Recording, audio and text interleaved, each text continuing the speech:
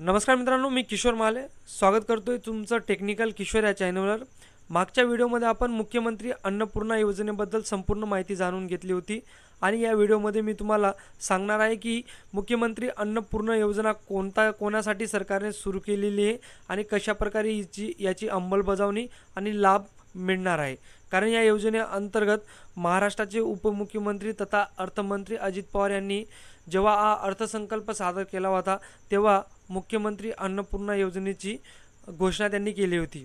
यामध्ये घरगुती gas cylinder 3 cylinder वर्षाला परिवाराला देण्यात येणार आहेत। तेव्हा गॅस सिलेंडर मोफत देण्याचा निर्णय घेतला होता। राज्य सरकारच्या या निर्णयामुळे सर्वसामान्य जनतेला मोठा दिलासा मिळाला आहे। अन्नपूर्णा योजना या माध्यमातून लाभार्थ्यांना 3 घरगुती गॅस सिलेंडर मोफत दिले जाणार आहे।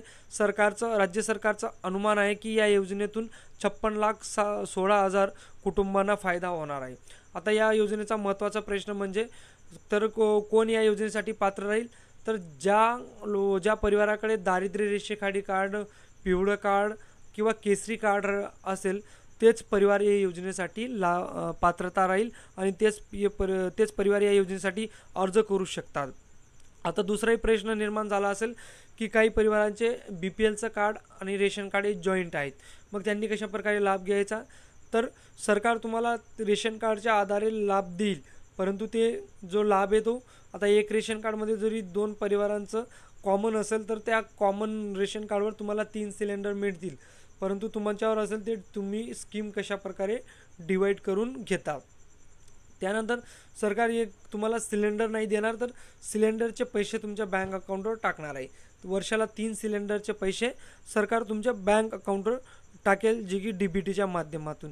तर अशा प्रकारे मुख्यमंत्री अन्नपूर्णा योजना ही राबवली जाणार आहे राज्यामध्ये। याचा JR अद्याप आलेला नाही, लवकरच याचा JR येईल आणि त्यानंतर सगळी प्रोसेस अर्ज करण्याची तिथे JRमध्ये मेन्शन असेल।